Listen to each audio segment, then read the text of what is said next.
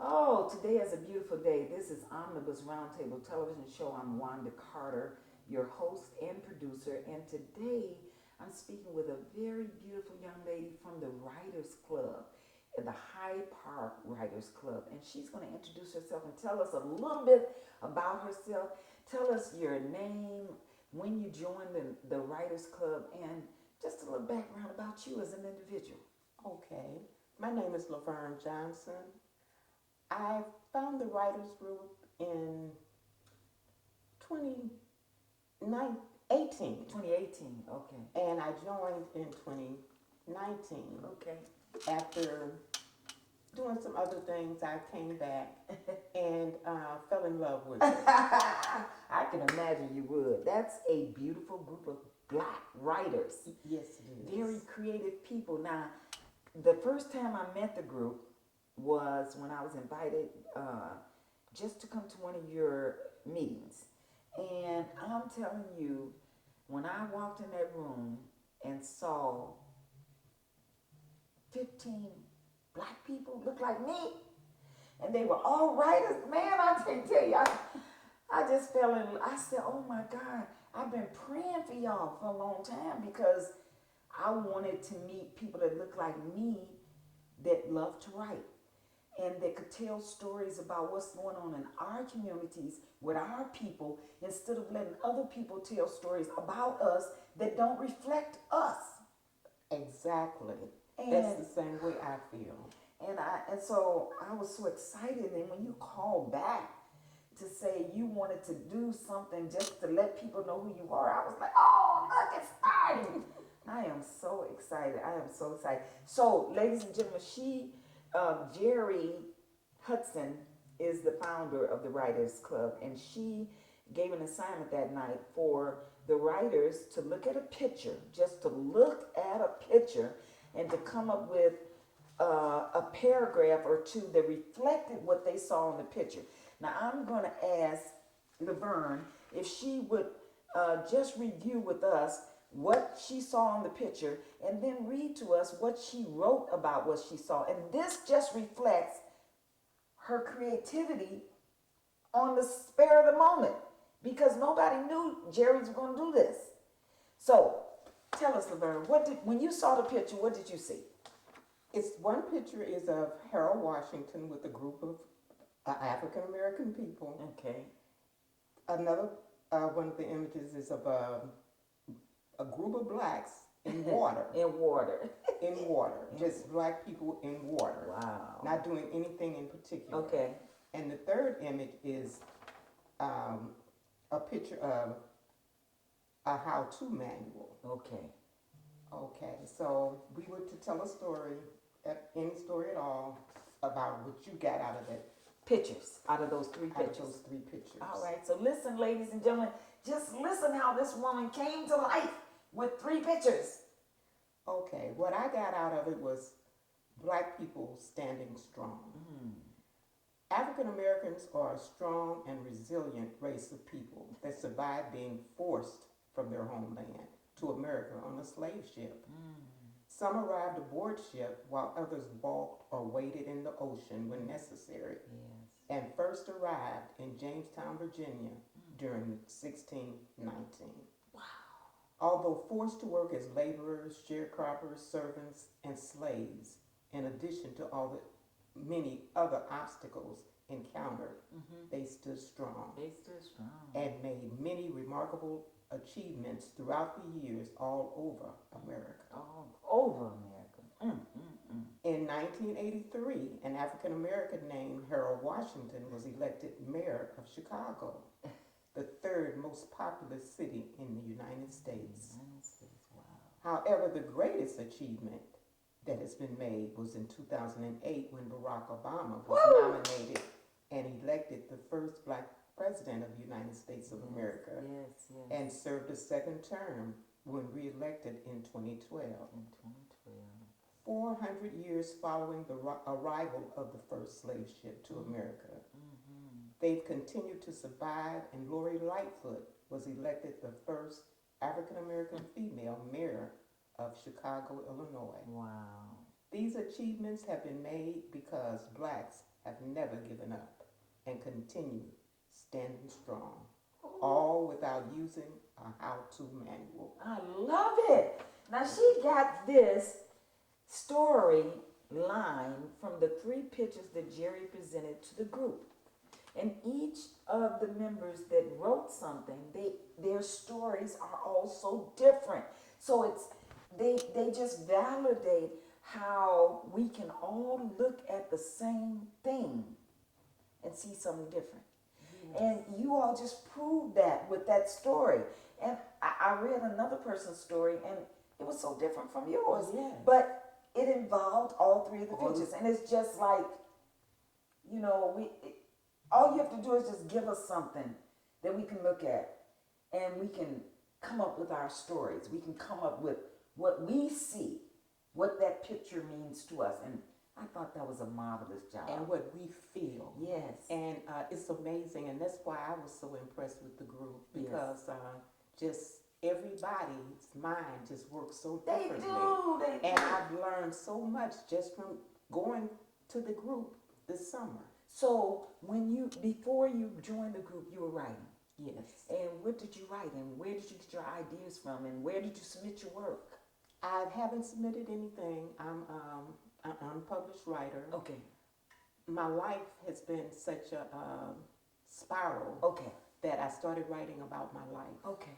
And then different stories, like the black people in my area. Okay. They were all selling drugs on different corners. Okay. And I knew that black people did not create these drugs. Yes. That these drugs were brought to That's us. right. That's right. In our neighborhoods. That's right. And I wrote about that. I wanted black people to realize that they're sitting back laughing at us, making money off of us while we're killing ourselves. Did you come to the conclusion that the prison system is the new black slave ship? Yes. It's the new industrial complex. And instead of us being in the master's yard or the master's garden or the master's house, now we in the master's prison. Yes. Because it's a private entity. Now people invest in our lives. Yes. To be behind bars. It is a scary thing. And when I think about it, it just helps me to realize that God didn't give me this media for me. He gave me this media to share with his people. Yes. And so I try to do that as cost effectively as I can, because I know that we got to get the message out. We got to tell our stories. We got to make each other realize that we are the new commodities. Yes, we are. Like the candy on the shelf. Yes. And they pay for us to be locked behind bars. Yes, they do. So they can make money off of the clothes that we wear, the soap that we buy, the deodorant that we wear, the food that we ingest, even though it's not the best of food in that place. They make money off of everything about us. Everything. And what drove me to write my story is because of the way my life has been. Wow. And I want other young black girls, unwed mothers, yes, to see that they don't have to continue down that stairway. They don't. They can come up. 13 years ago, 20 years ago, okay, I had worked for the city of Chicago for 13 years. Wow. Starting out as a clerk typist, okay, ending up as a supervisor of 8 people, okay, 2 doctors, nurses. Wow. I was over that program, STD HIV prevention. Okay.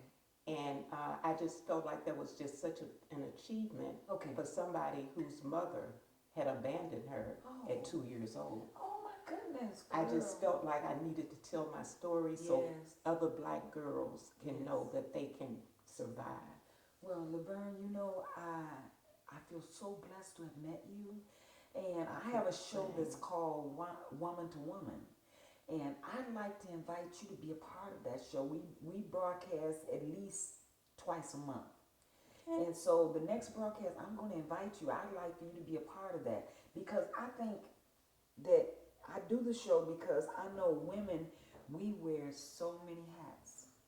We do so many things. Yes, we do. And we are people that take care of others so much that we often neglect ourselves.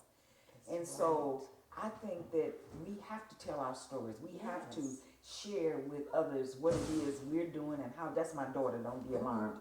Okay. And so I think about that quite often. And so I use that show as a way to invite women to tell their stories about whatever the topic is we're discussing. And we discuss everything because women are doing everything. Yes, We're we are. mothers, we're daughters, we're sisters, we're aunts, we're nieces. We're everything. We are Yes. everything. We are workers. You know, we take care of the children.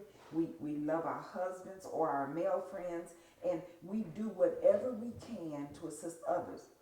And this show allows us to tell our stories. Tell our stories. Yes, and tell people how we know that we are a commodity that they cannot do without.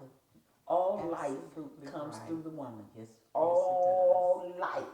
All life comes through the woman. Yes. So when you think about it like that, we are the mothers of the earth. Yes, And are. we have our job, our commitment is to the children of the earth. Yes, it And is. everyone came through a woman. Yes, and So- God created it Thank to be you. that way. Thank you. So I think the story they be telling about Jesus is a little twisted, I think, because all life came through the woman. So somebody, just like they have misled us about the Bible, about our education, about who we are, they have misled us about some other Some stuff other too. things too. So yes. I think we need to recognize who we are and be proud and elevated spiritually, knowing that we are God's gift to life. Yes, we are. Because all life comes through us. And I just needed to say that. I just needed to say that. And So- I love that also because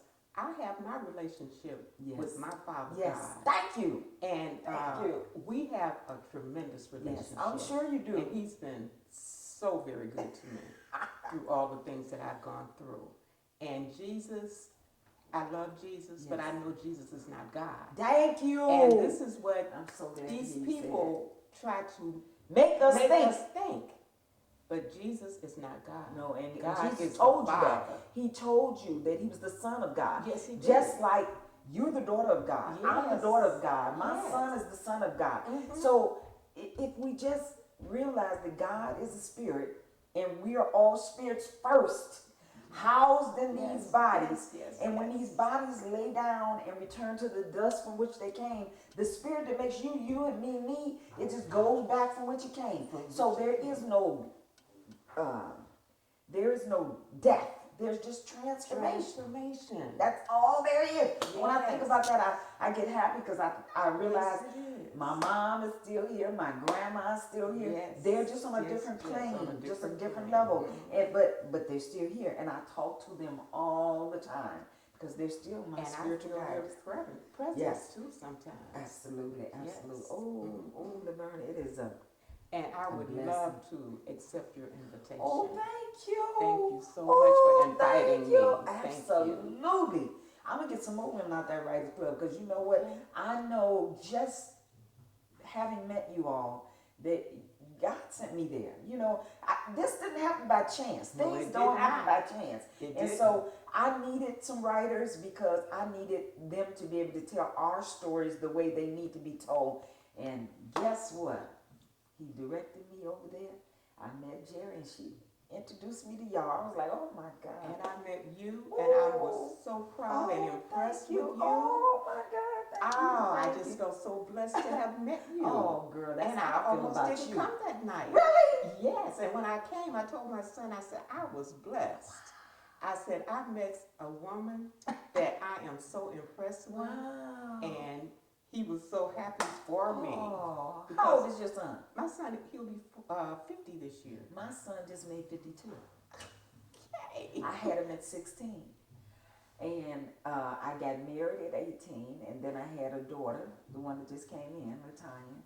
And then I had a son after her. And so those two were by that first marriage.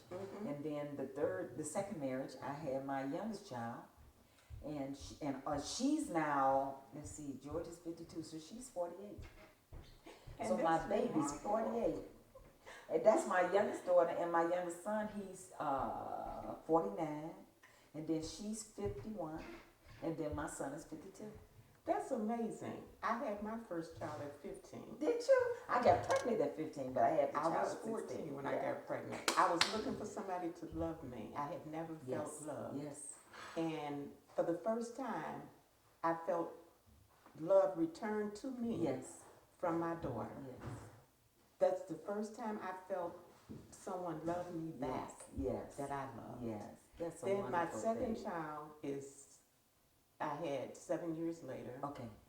That's my son. Okay. He'll be 50 in 2020. Wow. And my youngest daughter she just made 40 Oh, wow. in August. Okay. And she's about to die. She thinks she's so old. No, she don't. Tell her she just opening her eyes. That's right. She's just arriving. Opening up her eyes. What is a blessing? It is truly a blessing. And I think about the group and the miracles we're going to be writing about and the stories we're going to be telling. I'm so excited. And hopefully we'll begin to build our database to such an extent that people that look like us will start to go and look at the channel, the YouTube channel where this is going to go, and say, oh, well, let me see what she said this week. Let me see what she said. That's what I want. I just see this just blowing up. And so it is gone. It is gone. I'm just checking to make sure everything's cool. So we have been talking now for 17 minutes, and we have we have about 17 more minutes to go. No. 17 and what is 30? 17 and 30 is 47. 14 more minutes. 14 more minutes. Okay. Okay, so for this 14 more minutes, let's talk about some of the articles that you've written. And you said that you're starting a book. Yes, I'm writing the book about me. About you. It's going to be an autobiography. Yes, it is. Okay. And I didn't know how to start the book. And because I had started it so many times from my beginning. Okay. And then one morning I stood up and I looked in the mirror and I realized that this was not the woman that I expected to be 30 years ago. See? And so I started From going now. backwards. I love that. Yes. Oh, that's a good idea. When my husband died in 2008, 2008, I said I was going to write a book and I was going to call it In the Blink of an Eye. And I started that book, but I never finished it.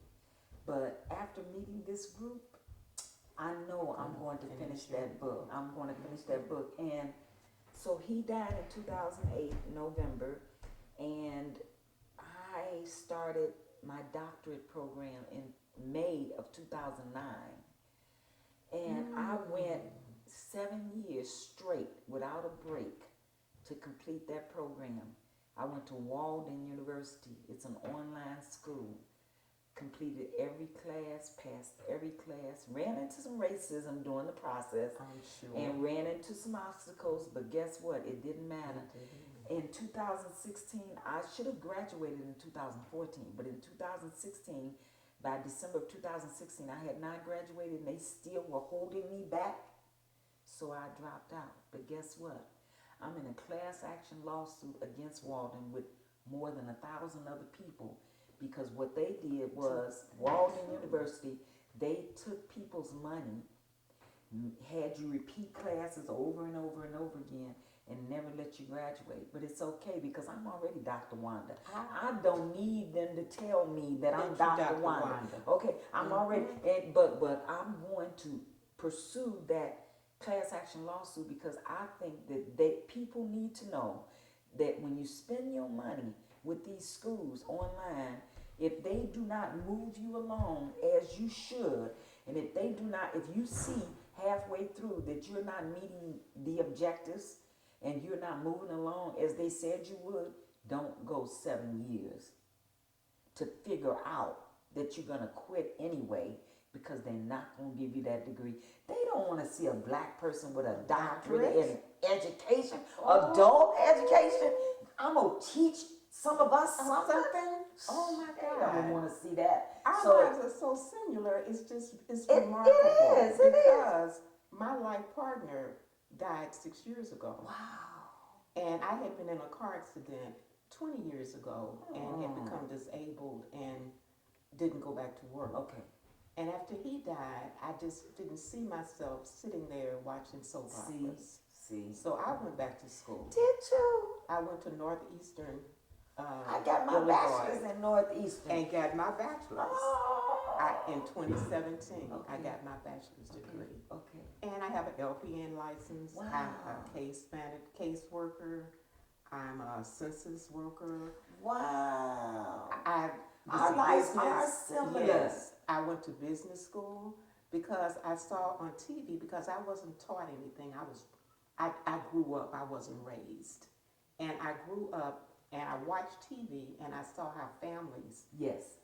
looked. Yes. And I promised myself I would never leave my children. Oh, that's so wonderful. And I did not leave my children. And what I didn't do for them, for me, Yes. I was able to do for That's so them. wonderful. Because I was going to be somebody for them. And I saw on TV that if you knew how to type, you could always get a job. So I went, the first school I went to was a Gala Business School in St. Louis, Missouri. Okay. And I learned how to type and do shorthand back Oh, in the day. wow. And so I never was without a job. Okay. Then I saw that if you were a nurse, you could always get a job. Yeah. So I went to nursing school for a year. No one told me that if I had gone another year, I would have been an RN Oh, get instead out of an here. LPN. Wow. But I was an LPN also. So then I just went to different schools and got different credit hours here, different credit hours there, and was able to put them together and just be somebody. We are so much alike, but it's our differences that make us stand apart. And I love the fact, when I hear somebody say, well, I don't like that group of people because they do this or they do that, I'd be like, if you look at people and just look at them for how their differences make them different from you, then you can see them in a new light. See, I like to look at people and say, so how is that person different from me? And what can I learn from that person because they're different from me? And I love the fact that we're all different. Yes. Because if God made us, if he wanted us all to be the same, we'd be robots. Yes. He didn't want robots. Yes, he wanted us to be unique. Thank you. And we're that's what each we are. We're each unique. Yes. And I often, when I talk to people, I think about how I want people to respond to me. I want them to treat me like I treat them. So I'm always kind and considerate because I want people to be kind and considerate of me. But when we grow older, as we have, and we look at our families as we do, and we realize that I got a little grandbaby. My son just adopted 2 years ago. That baby is just 2 years old. He adopted him when he was 6 weeks old. Okay. And I just see this little baby, this little joy of life, little bundle of life, and he is so smart. He went today, they picked him up today to go see his sisters and his brother. His mom is a paranoid schizophrenic person, so they took all of her children. And his dad just got out of prison, but you know what? This little boy gets to go see his family. Yes, dear. Okay. Gets to go see his daddy and mama, and his sisters and brothers once a week. Once They a come and week. get him and bring him and take him to see his family. And I love that. Yes, it's amazing. I want him to know his mama, his daddy. I want him to know his sisters and his brothers. Yes. And when my son is able to adopt him, he's a foster parent. When my son is able to adopt him, he will. And then I still want him to see his mama and his daddy and his sisters and his brother. I want him to know that he's loved by many people. And that God blessed him because he got 3 families. His mom and dad, my son and his wife are divorcing. Okay. But she's got her family, and he knows them, and they love him, and he loves them. And then my son has got his family, and we love the baby, and he loves us. And then he's got his family. Family. So he's got 3 families. He's a love little boy. And he just lets you know, this is my house. You know, I run this. And I look at him, I say, look at this little boy. He knows nothing but love. Love. Positive. And energy. God put him in that situation. Yes, he did. And I love it. And his sisters, I've never met his sisters or his brother, his little baby brother that's younger than him. So he's 2. His baby brother got to be 1, at least month 1. No, But bless them. I just love the fact that the state makes sure that he gets to see his family. I love that. And I also love the idea that your son became a foster parent. Yes. We need to do more of that. Absolutely. It's I did the so research. many of our When I children. did the research, it was about 10 years ago. At that time, there were more than 50,000 black children in the system. Now, if you can't, for whatever reason, take care of your child, then why have the child? But if you do have the child, make sure the child is placed with someone that's going to love them. Because we all need love. We all need love. We all need love, and I don't care how mischievous you are, you're still a person. Yes. And you need to know that someone loves you, and that when you need someone to reach out, you got somebody to reach out to. And we all need that. We all need that. You know? And so we look for love. Yes, we do. And we find Sometimes it in some of the wrong places. Thank you. I was but we're about to say still that. looking for love. Yes, we are. We're looking to be accepted. So I don't know what if you had a magic wand and you could create this world how you would like for it to be, what would it look like? It would keep the rainbow color, people, Okay. but it would be people accepting and not being fed off of greed Yes. to destroy another race of people.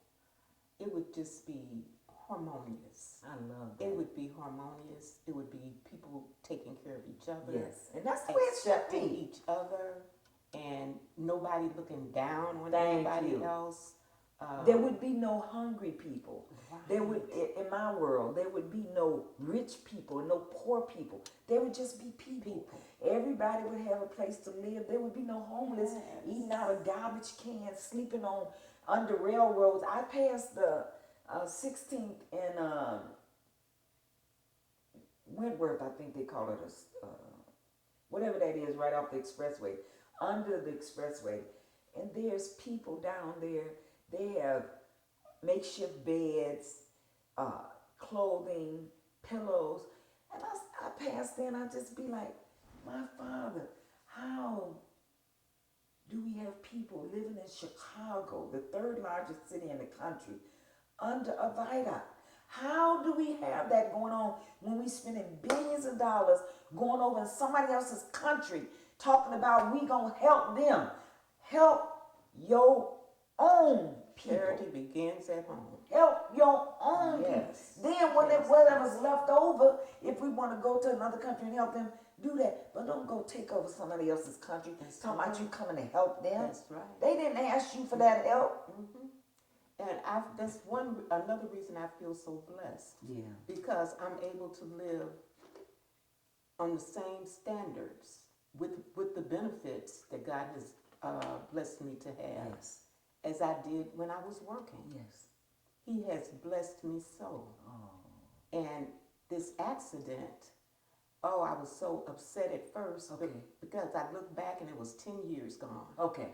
And I said, oh my God, I've lost 10 years of But my you life. gained 10 years of But your life. when I realized it, Yes. I had gained 10 Yes. years because I could have been dead Yes. you so could have many been- times.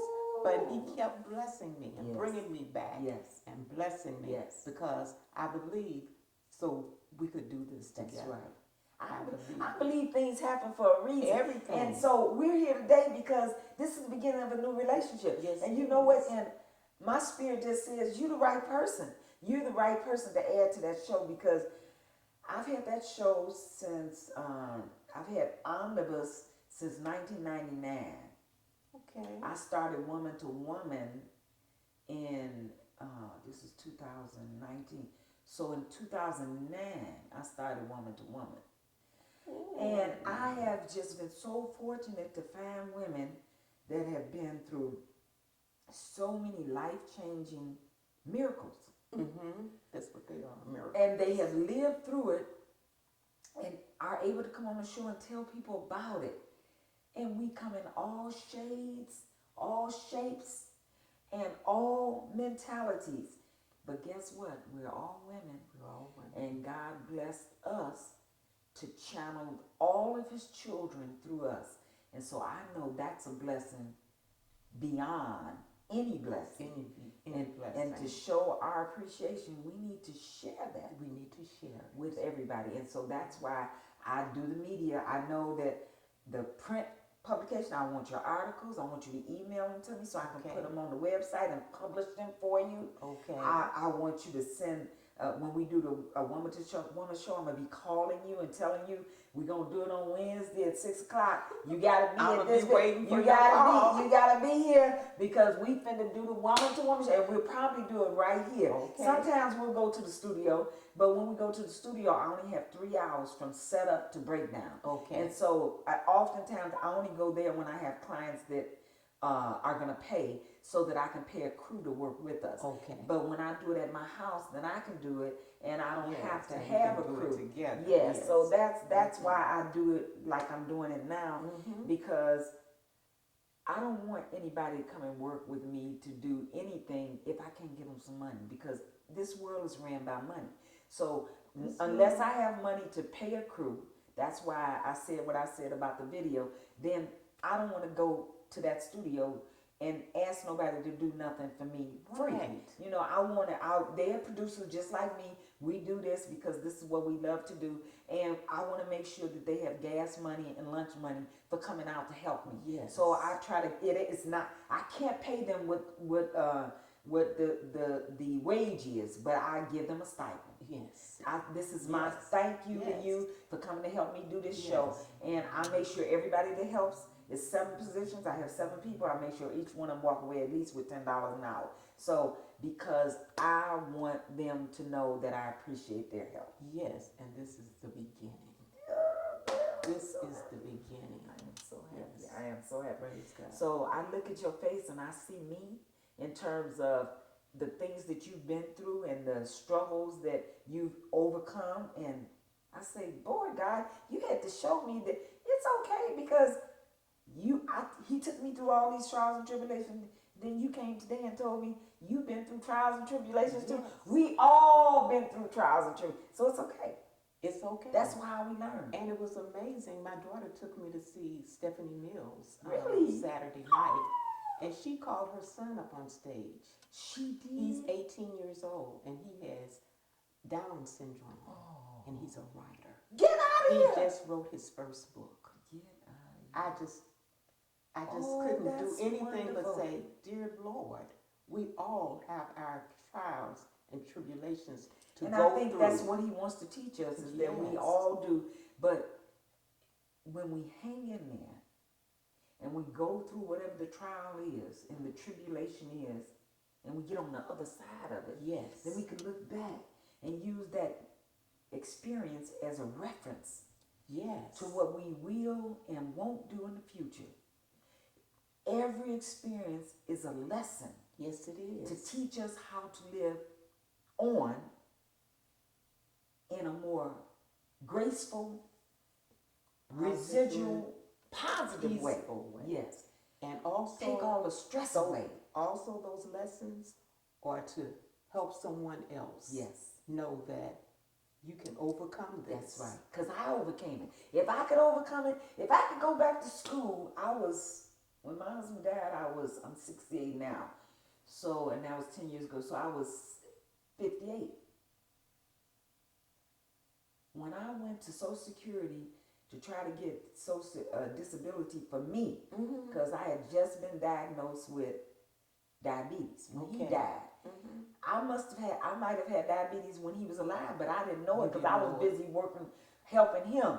He had 5 terminal illnesses. He had diabetes, he had coronary disease, he had cancer of the bone, he had high blood pressure, and he had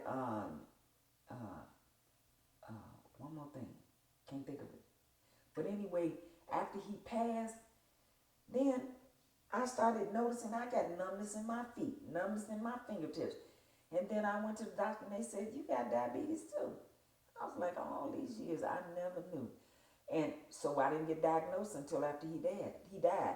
But then when I got diagnosed and they said, just drink plenty of water, walk 3,000 steps a day, and you'll be able to get rid of it. I have been trying to do that since I was diagnosed. I have not made it, but guess what? I'm going to keep on trying because I love water. I love to walk, but I noticed that my knees and my thighs get a little sore now when I walk, but I'm going to get out there and do that 3,000 steps because I want to get rid of this diabetes. I don't want to die like that. I don't want to die with no illness.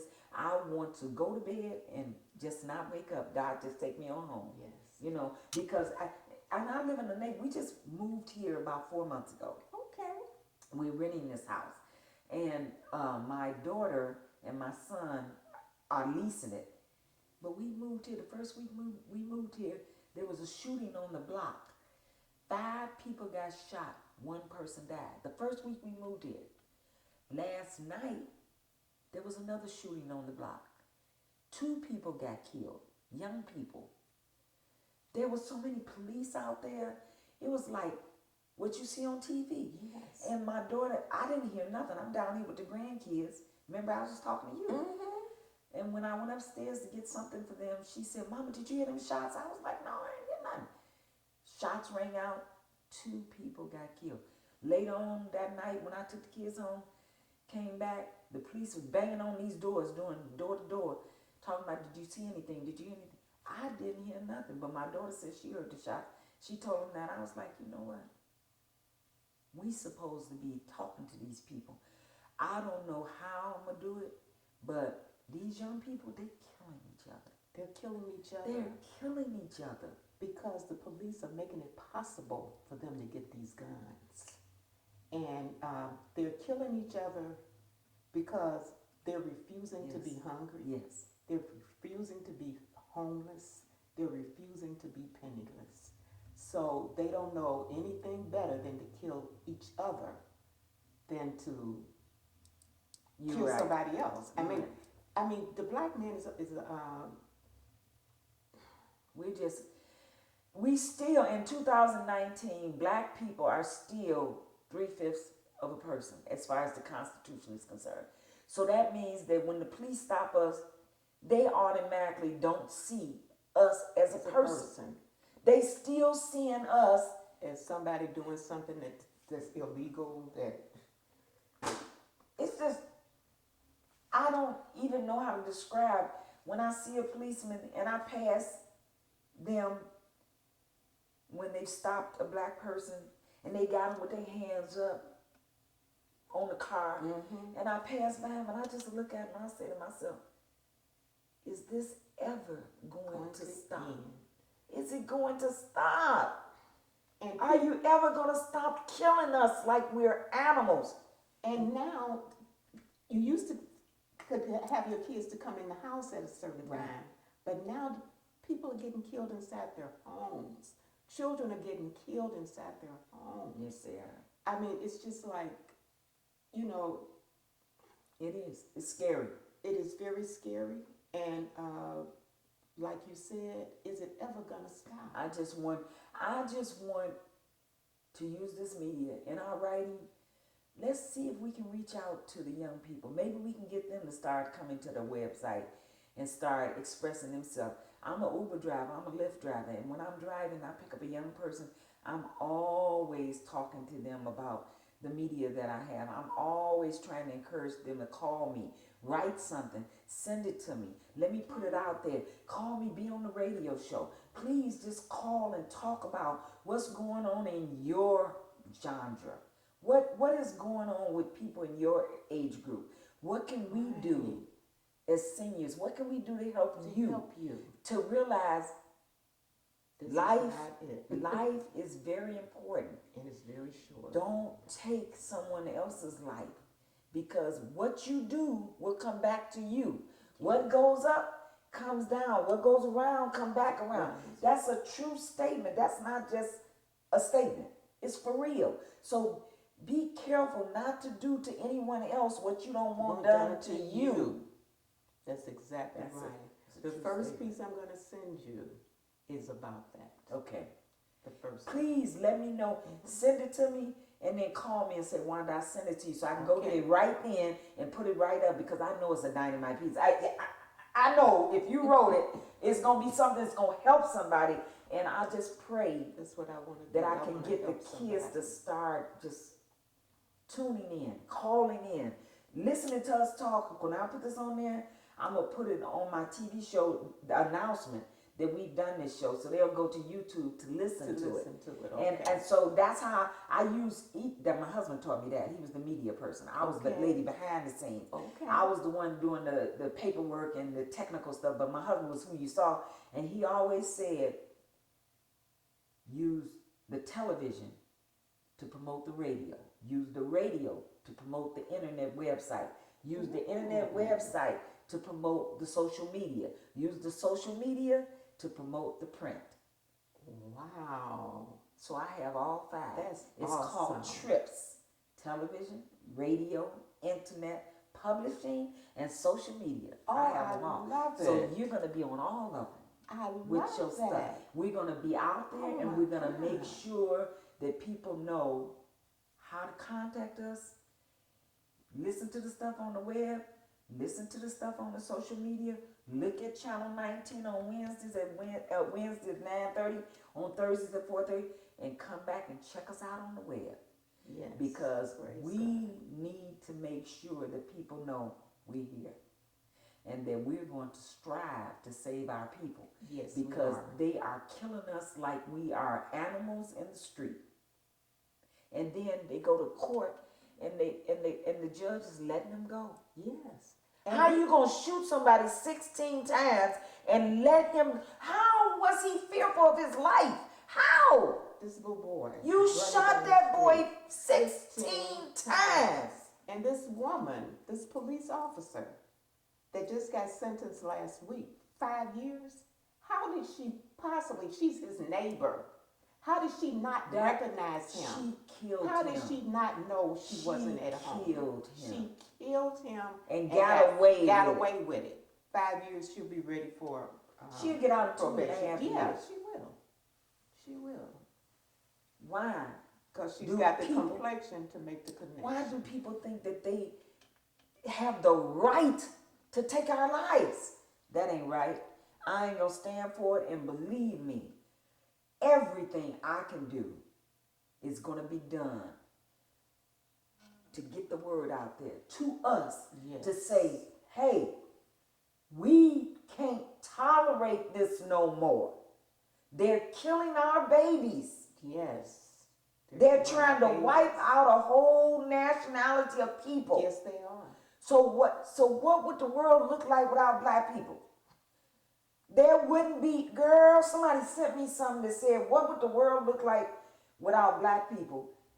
And this lady just laid it out. It was like, what would it look like without black people? Hold on. I know that's got to be good. What would the world look like without black people? And we can't have any heroes. Oh, please.